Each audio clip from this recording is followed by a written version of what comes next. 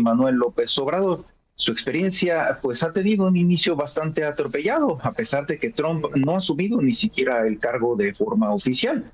Entre las principales polémicas al momento se encuentran la promesa de aranceles de 25% a México si es que no impide el trasiego de drogas y la migración irregular desde nuestro país hacia Estados Unidos, así como las amenazas de cambiar el nombre del Golfo de México a Golfo de América, y bueno, pues la amenaza latente de la deportación masiva de migrantes en situación irregular en Estados Unidos a territorio nacional.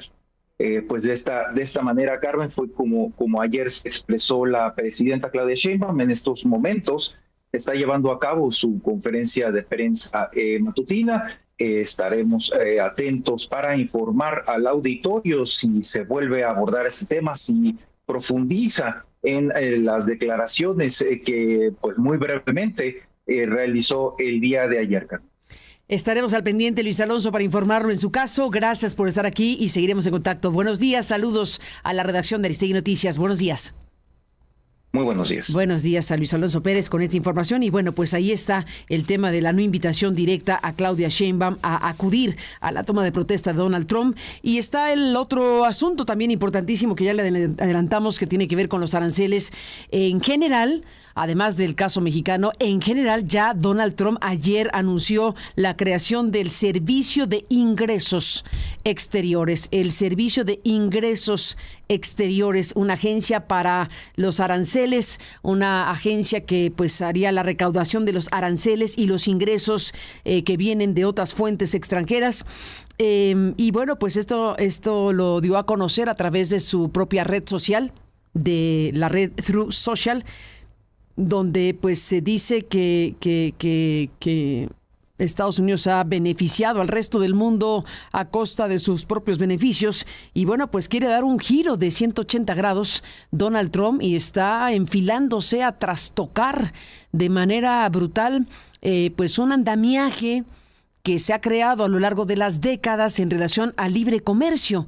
Porque si la política es la de aranceles, pues como decía de la Fuente ayer, Juan Ramón de la Fuente, pues si tú pones aranceles matas el libre comercio. Resulta muy obvio, pero así es, hay que decirlo, porque de eso se está tratando esta historia. Si se imponen aranceles del 25% del porcentaje que se decida, si finalmente se instrumenta esto y no se logra revertir la amenaza que ya lanzó Donald Trump respecto a aranceles, en el caso mexicano y en el caso general, porque está planteando efectivamente que el tema del libre comercio pues ha beneficiado a otros y no a Estados Unidos, en pocas palabras. ¿Qué se avecina? Para efectos prácticos, pues es todo un enigma, pero ya se están plantando los ejes principales de hacia dónde se conducen las cosas con el próximo nuevo gobierno de los Estados Unidos.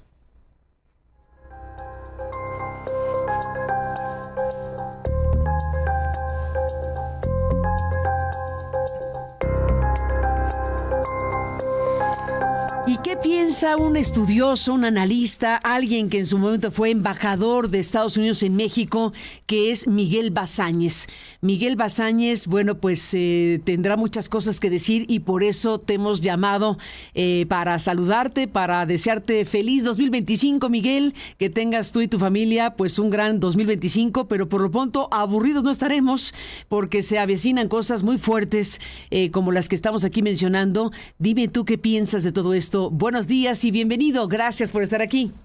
Buenos días, Carmen. Igual, feliz 2025. Es un gusto estar contigo y con tu auditorio, como siempre. Pues muchísimas gracias, Miguel. Te propongo arrancar esta conversación con lo que acaba de informar Luis Alonso Pérez y el fragmento que oímos de Claudia Sheinbaum. ¿Importa o no? Tú que fuiste embajador de México en Estados Unidos, ¿importa o no que Donald Trump o quienes organicen la toma de protesta hayan decidido hacer una invitación expresa a la presidenta de México? Probablemente no invitaron a muchos otros y a otros sí. Pero por lo pronto, México, por lo pronto lo que representa Estados Unidos, lo que representa México para Estados Unidos, ¿importa o no esto? ¿Qué me dices? La no invitación no tiene la menor trascendencia. ¿La menor importancia? La menor importancia. La costumbre es que a la toma de posesión asisten los embajadores de los países, no los presidentes. Lo que aquí llama la atención es que Trump invitó a 3 específicamente, obviamente, a Milei, a Bukele, y no recuerdo quién es el tercero, el de Ecuador. Noboa de Ecuador. Noboa, exactamente. Ellos sí. Pero se entiende, pero no es la costumbre. La costumbre es no asisten más que los embajadores. Estados Unidos. En Estados Unidos. Porque en otros países sí, ya vimos que Maduro tuvo a Daniel Ortega y a Díaz-Canel. Claro, y nosotros también invitamos a... Y aquí también. Pero no es la costumbre en Estados Unidos. En Estados Unidos. O sea, que en este caso no nos lo tomamos personal. No. El que está rompiendo el protocolo es la invitación a esos 3 presidentes. O sea, que lo raro es invitar a otros. Lo raro es invitar presidentes, no invitar. Ah, mira, qué buen dato nos das. Así es. Entonces, lo conversé con Esteban, el embajador en Estados Unidos, y pues sí, él estaba programado para asistir, como siempre lo hacemos. Y lo hará. Y lo hará, desde luego. Entonces, no nos detenemos demasiado en este punto. Qué bueno que nos aclaras, porque efectivamente, podía sonar horrible, que como que no invitaban a la presidenta, que de qué se trata, pero bueno, ya aclarado el punto de que esta no es la costumbre en Estados Unidos y que lo raro es que inviten, entonces queda aclaradísimo este punto y te apreciamos mucho que lo hagas como especialista, como representante en su momento en Estados Unidos de México. Y bueno, pues te propongo de inmediato irnos a lo que sí importaría entonces, que son muchos otros temas. ¿Qué estás viendo, Miguel Basáñez, pues con estas declaraciones y con estas amenazas directamente en términos de 3 grandes asuntos? Los aranceles, el tema de deportaciones masivas y qué tipo de situación puede venir para México en relación al crimen organizado y al tipo de cosas que podrían ocurrir con un gobierno como el de Estados Unidos, que está colocando todo en el mismo paquete. Estamos hablando de que el tema arancelario lo está asociando a que si México no frena el flujo migratorio, que si México no frena la cuestión criminal, que si México no hace tal o cual cosa, entonces tendrá repercusiones arancelarias. Está colocando en todo el mismo paquete Donald Trump esta circunstancia. ¿Qué estás viendo, Miguel Basáñez, y qué viene para México? Mira, lo más importante de los 3 puntos que mencionaste es sin duda la parte de aranceles. Ayer anunció Trump en la mañana que va a instalar el External Revenue Service, o sea, el SAT, para cobrar aranceles a los países. Entonces, ese es lo que ha provocado ahorita un escándalo en las redes de Estados Unidos, porque lo que le contestan es que ese arancel lo paga el público americano, no lo pagan los países, sino el público americano. Entonces, mi primera respuesta en cuanto a esto es sí, creo que va a instalar esa agencia. ¿Y qué puede ocurrir? Creo que lo que puede ocurrir es desatar una guerra mundial de aranceles, Carmen. Guerra mundial de aranceles. Detente un segundo, imagínate eso. Bueno, lo que pasa es que estamos viendo el realpolitik con la entrada de Trump. O sea, lo que importa es cuál es tu fuerza económica y cuál es tu fuerza militar. Lo demás es secundario.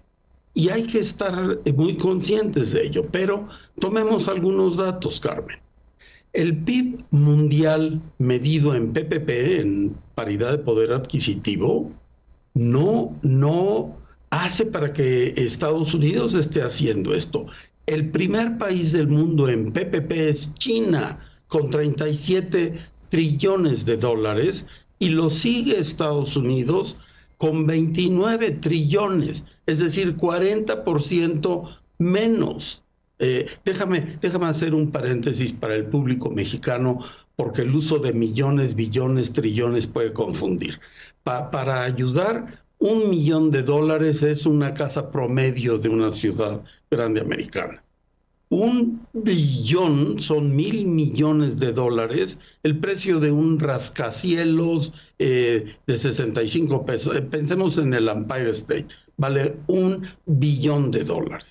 1 trillón son 1,000 billones. Imaginémonos Manhattan. Entonces, 1 millón una casa, 1 billón, un rascacielos, 1 trillón Manhattan. Regreso al PIB mundial. China, 37. Estados Unidos, 29. La India, 16. Japón, 6.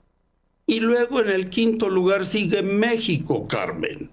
Porque si tú sumas, usando el mismo método que usa Estados Unidos de sumar la producción de los americanos dentro de Estados Unidos o en cualquier país del mundo, si México suma el PIB de los mexicanos en México y los mexicanos en Estados Unidos, nuestra producción son 6 trillones y somos la quinta economía del mundo. La sexta es Rusia con 5 trillones. Ok, con esto lo que te quiero decir es que no somos cualquier actor económico del mundo, somos el quinto.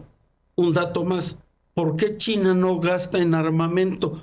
Bueno, pues porque no quiere debilitar su economía y le sale mucho más económico comprarle el petróleo a Rusia y con eso tener acceso a las 5,000 armas nucleares rusas, con lo cual equilibra a Estados Unidos. Entonces, esto nos da una idea del tamaño de las economías y el gobierno americano está cometiendo otro error. Creer que su fortaleza está, se quejan regularmente en que los países abusan de ellos por el déficit comercial que es. No. La fortaleza americana está en que se use el dólar como moneda mundial de intercambio. Por eso la reacción que tuvo Trump hace unas semanas, cuando los BRICS dijeron que estaban analizando cambiar al dólar como moneda de intercambio. Ese sí es una cuestión mayor y eso puede acelerar una caída estrepitosa de los Estados Unidos en la fortaleza mundial financiera. La segunda fuente de la riqueza americana son las reglas de comercio que se establecieron desde Bretton Woods, que es Estados Unidos compra materias primas baratas, baratísimas, porque pone los precios, y vende productos elaborados carísimos. Entonces, ahí tú tienes los 2 puntos nodales de la fortaleza americana. Y dado que lo que importa en la administración entrante es esta Realpolitik, así es como nos vamos a tener que medir, Carmen. Pero esto nos lleva a una tercera cuestión. ¿Quién manda en Estados Unidos? Hay un error central de creer que Estados Unidos sigue siendo una democracia y entonces que lo que mandan es MAGA, ¿verdad? Las bases americanas. No, Estados Unidos es a partir de 1970, cuando se retiró el dólar, se retiró el patrón oro como el respaldo del dólar, Estados Unidos entró en un proceso de conversión a una plutocracia. ¿Qué quiere decir? Que lo que manda es el dinero. Entonces, el círculo diamante americano, una familia por millón de familias, estás hablando, Estados Unidos tiene 130 millones de familias, 130 son su círculo diamante. ¿Con cuánto dinero entras al círculo diamante? Con 25,000 millones de dólares. En México se entra al círculo diamante con 1,000, en Estados Unidos con 25,000. Entonces ahí tienes a tus 135 familias del círculo diamante americano, que son los que en verdad mandan. El presidente de Estados Unidos, bueno, tiene todo el simbolismo, claro, por supuesto, maneja las Fuerzas Armadas y tiene al SAT, el Sistema de Administración Tributaria, y tiene al FBI, o sea, tiene mucha fuerza. Pero el mando no lo tiene el presidente de los Estados Unidos. Entonces, bueno, estos serían mis comentarios. Pero bueno, a ver, sí, entiendo lo que dices perfectamente. El mando no lo tiene el presidente de los Estados Unidos o el mando completo, digamos así. Bueno, ningún país así sea Estados Unidos, así sea incluso una autocracia, bueno, en algún punto los poderes se distribuyen en poderes formales y en poderes fácticos y en demás poderes, ¿no? Pero al final de cuentas aquí estamos con un personaje. A ver, déjame plantearte esto. Con un personaje como Donald Trump, que si bien pues está lo que tú acabas de mencionar, lo que tú denominas plutocracia, y tú dices ya no hay democracia, sino plutocracia en Estados Unidos, pues ¿es Trump parte de esa plutocracia o no? ¿O es Trump qué cosa entonces? Bueno, Trump es el rey del bluff. Eso nos queda clarísimo y es realmente un mago en eso. Pero tengo mis dudas. Bueno, no tengo mis dudas. Definitivamente no entra al círculo diamante. Su fortuna no rebasa los 25 mil millones de dólares, pero bueno, está en el siguiente círculo platino, que son 1,500 tampoco. Es decir, está... Pobre no es, digamos. No, pobre no es. Aunque bueno, en su momento se le acusó también de inflar sus finanzas, ¿te acordarás? Sí, pero por eso digo que él no rebasa 25 mil millones de dólares, porque infla. Es más, puede ser que esté totalmente quebrado, pero por eso digo que es el rey del bluff. Lo único que maneja extraordinariamente bien es la imagen, ¿no? Entonces, pero te doy un ejemplo. Tú recordarás que hace como un mes fue cuando amenazó con imponer 25% de arancel a México y Canadá y 60% a China. Aunque dijo 10 en un momento y luego 60. O sea, ha dicho diferentes cosas, ¿no? Pero en aquella declaración del 25-25 dijo 10 para China. ¿Te acuerdas? No, espérame. Es que dijo 60 para China originalmente. Pero en esta de Canadá, México y Estados Unidos, si yo no me equivoco, vamos a revisarlo si quieres, pero en esa declaración, en esa específica, si yo no me equivoco, era 25-25. Yo ya lo revisé. ¿Y ya lo revisaste? ¿Dice 60? Originalmente dijo 25, 60 y una semana después dijo 25, 10. Ah, ¿y entonces cuál es la buena? A ver, ¿por qué le bajaste de 60 a 10? La respuesta es círculo diamante y en este caso específico, Elon Musk. Entonces tú y yo tenemos razón, si dijo 60 y si dijo 10. Exactamente. ¿Te acuerdas que hemos tenido 4 veces reuniones de embajadores de Estados Unidos en México y de México en Estados Unidos, y en diciembre fue la cuarta en Washington? Uh-huh.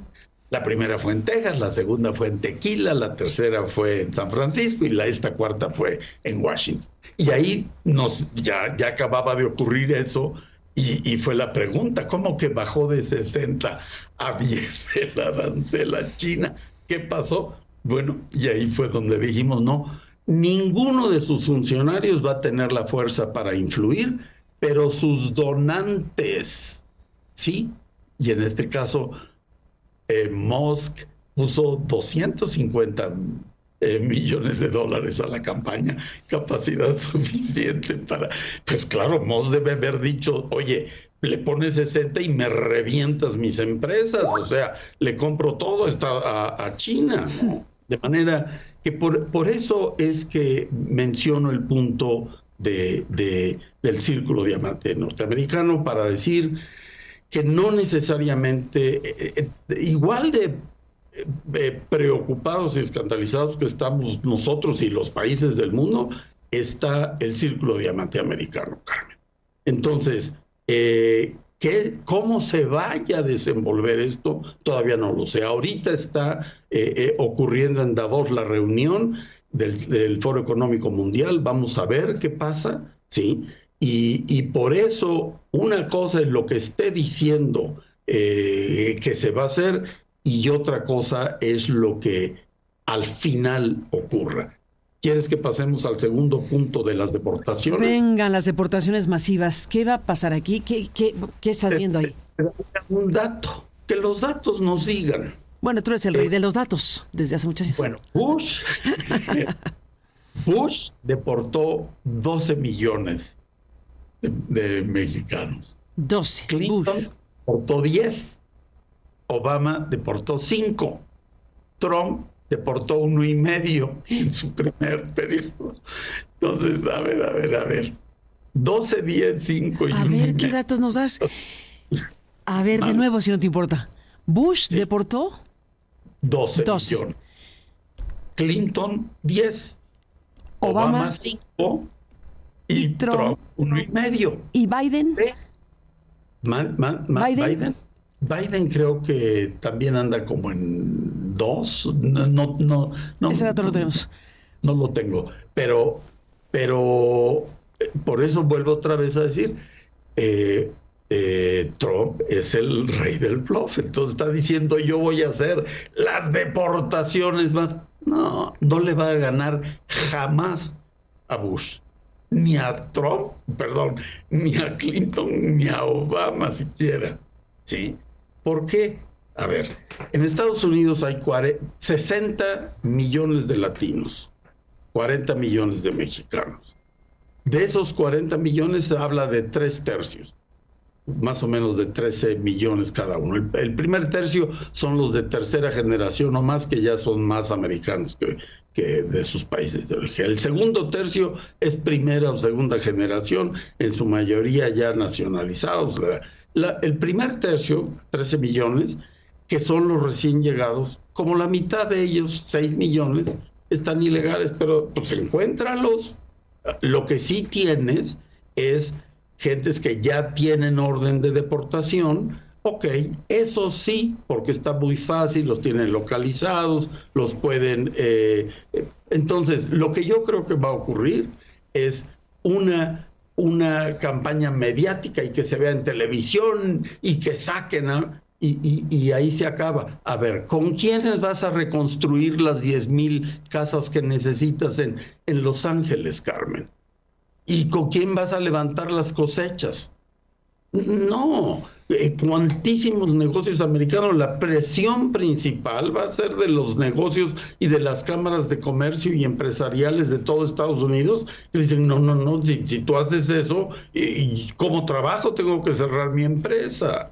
Me explico, por eso te digo que es el rey del bluff, pero esas deportaciones... Entonces tú dices, a ver, tomémoslo con calma. Bueno, tampoco con calma, porque independientemente de que no sean millones y millones deportados, como se antoja en las declaraciones que hace Donald Trump, al final pueden ser miles y puede haber una fase intensa justo para demostrar que va a ocurrir lo que dijo que va a ocurrir. Y eso no es cualquier cosa, son seres humanos, son personas, son circunstancias, son familias. O sea, no es para decir, no nos preocupemos. Hay un asunto de la dimensión que le queramos dar. Tú estás colocándolo con una relación importante y ya diste estos datos que son bastante contundentes, hablando del bluff de Donald Trump, pero al final de cuentas habrá algo a lo que hay que responder.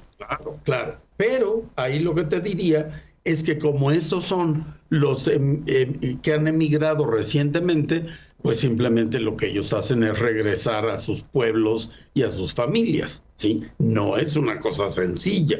Pero de todas formas, claro, como tú dices, trastorna horrible, hay que estar preparados. Lo que el canciller y la presidenta han mencionado de las medidas que se han estado haciendo para estar preparados, todo eso vale la pena. Y bueno, como tú sabes bien, el Servicio Exterior Mexicano, nuestros 53 consulados en Estados Unidos, 500 confederaciones, 5,000 clubes, 15,000 agentes de inteligencia que tenemos en Estados Unidos, hacen la red más grande. Cuando digo agentes de inteligencia, me refiero no al CISEN, sino a los estudiantes de posgrado en Estados Unidos, Carmen. Bueno, entonces, ¿por qué? Hay que estar preparados. A ver, ¿por qué te refieres así? ¿Perdón? ¿Por qué te refieres de esa manera a los estudiantes de posgrado? Bueno, porque es que Estados Unidos le hace mucha atención a los agentes de inteligencia y sin duda para nosotros los estudiantes de posgrado son agentes de inteligencia, están recabando información de cómo opera el sistema americano y la ciencia y la academia, ¿sí? Y esa es una información que regresa a México en un porcentaje importante, Carmen. Ni más ni menos. Bueno, pues ahí está esta aclaración del punto. Y bueno, pues estamos frente a todo esto. Déjame cerrar, Miguel Basáñez, con este otro tema que, bueno, pues deja abiertas las interrogantes sobre qué tipo de cosa puede ocurrir a raíz del tema del crimen organizado, de que tiene Estados Unidos en sus manos, en términos judiciales, a capos del tamaño del Mayo Zambada. Hoy es un día importante para el asunto del Mayo Zambada con sus 17 cargos. Tiene el sistema de justicia estadounidense a los hijos del Chapo Guzmán.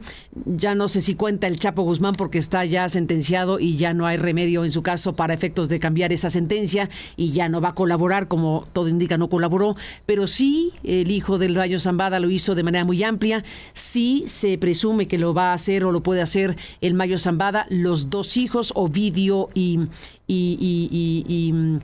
el otro personaje que fue detenido, que fue el que secuestró, según la versión de las cosas que ha tomado la propia Fiscalía General de la República, el que puso la trampa al Mayo Zambada para que lo capturaran y lo entregaran o lo detuvieran de la forma en que todavía no queda suficientemente clara. En fin, tiene Estados Unidos un conjunto de cosas respecto al tema del crimen organizado y estas señales respecto a si podría o no desarrollar algún tipo de intervención, léase consensuada o no con el gobierno de México, déjate tú de drones, sino de alguna otra naturaleza.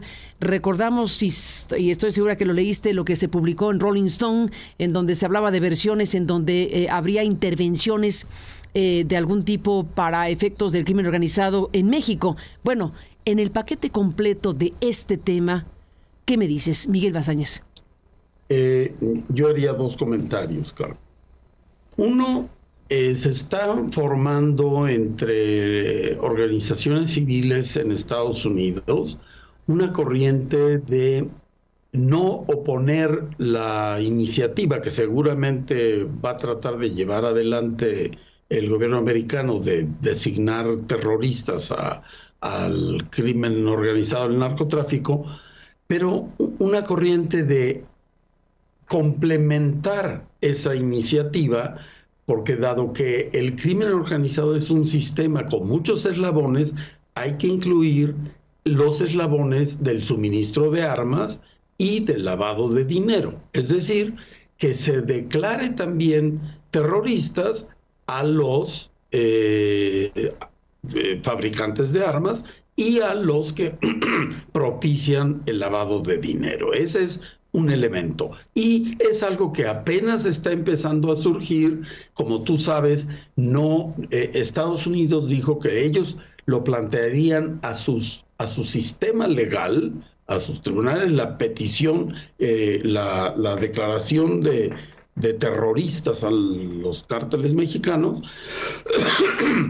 no a Naciones Unidas, no es una petición al Consejo de Seguridad de Naciones Unidas, sino al sistema jurídico americano. Entonces, esa sería la primera. La segunda, que es muy triste, en México, a partir de 1988, cuando meten a la cárcel a Miguel Ángel Gallardo, que es en el principio del sexenio de Salinas, el crimen organizado se empezó a ligar. Antes solamente operaban al nivel de las plazas locales, luego subió al nivel de estados, pero a partir del sexenio de Salinas se buscó conectar al más alto nivel, al círculo presidencial. Y desde entonces ha estado conectado de alguna manera en el círculo presidencial, ya sea con algún familiar, con algún funcionario importante, y así han estado distintos desde entonces. Pero entonces estamos hablando de los 7 sexenios: Salinas, Zedillo, Fox, Calderón, Peña Nieto y López Obrador, hasta llegar a en donde buscan conectarse al más alto nivel. ¿Qué implicaría esto? Esto es un terremoto para el caso mexicano. La identificación del operador de Calderón fue muy importante, porque ahí te ilustra con toda claridad cómo al círculo de más alto nivel del gabinete tenías una gente que de alguna manera era el vehículo. Bueno, eso mismo, los expertos en crimen organizado conocen mucho mejor. Yo realmente no tengo tanta información al respecto, pero pues tenemos estudiosos del tema que tienen clarísimo esas cosas, Carmen. Así lo veo. Así lo ves, Miguel Basáñez. Bueno, déjame cerrar la charla, si te parece, agradeciéndote que estés aquí esta mañana, preguntándote si tienes alguna opinión en específico de la figura de quien va a ser el próximo embajador de Estados Unidos en México, un perfil bastante singular, una figura que, bueno, pues está asociada con los servicios de inteligencia, está asociada con una trayectoria relacionada con estos temas, que estuvo un tiempo importante precisamente en El Salvador, en el gobierno de Bukele. ¿Qué te dice el perfil elegido por Donald Trump para representar diplomáticamente a Estados Unidos en México? Fíjate que yo a él no lo conozco personalmente y bueno, obvio que se ha puesto toda la atención en los rasgos que tú mencionas, en su pertenencia al ejército, a la comunidad de inteligencia y eso nos deja ver hacia dónde está orientado la nueva administración para el trato con México. Pero no sé si viste, Gerardo Esquivel, el profesor del Colegio de México, que fue vicegobernador del Banco de México. Exactamente. Gerardo Esquivel hizo una descripción del próximo embajador que me pareció muy interesante, destacando aspectos de una gente entendida, estudiosa, con quien se puede hablar, se puede dialogar. Me pareció un punto de vista interesante que no había encontrado en otros analistas. Entonces, bueno, ya buscaré tener contacto con él y luego te diré una opinión más cercana y directa. Perfectamente, pues estaremos al habla para ello y otras cosas. Miguel Basáñez, gracias de nuevo por estar aquí. Buenos días y feliz año de nuevo. Igual para ti, que estés muy bien y gracias. Al contrario, gracias a Miguel Basáñez, el ex embajador de México en Estados Unidos. Y bueno, pues ahí está su revisión de estos ejes principales que le propusimos para conversar esta mañana, para conversar una mañana de enero 2025, este año que está, pues sí, perfilando cosas de esta índole, donde Donald Trump, Estados Unidos, pues siempre son importantes los asuntos con Estados Unidos, evidentemente para México, pero pues lo que se perfila, lo que se avecina con la figura de Donald Trump ya llegando, a punto de llegar a la Casa Blanca el próximo 20 de enero de este año. 8 de la mañana con 51 minutos en el tiempo del centro de la República. Déjeme hacer una pausa y vamos a regresar esta mañana. Vamos a regresar esta mañana con una investigación periodística que nos van a compartir en su exposición, que tiene que ver con una cuestión relacionada con Nuevo León, particularmente en la zona de San Nicolás de los Garza, en Monterrey también, pero específicamente en San Nicolás de los Garza, estos niveles que se han identificado muy preocupantes de arsénico y de plomo en lugares que están cercanos a una planta de reciclamiento de residuos que son peligrosos y que vienen de los Estados Unidos, precisamente. Es una investigación que han realizado nuestros colegas periodistas de Quinto Elemento Lab, Verónica García de León, como parte de Quinto Elemento Lab, y el colega Eric McCormick, Erin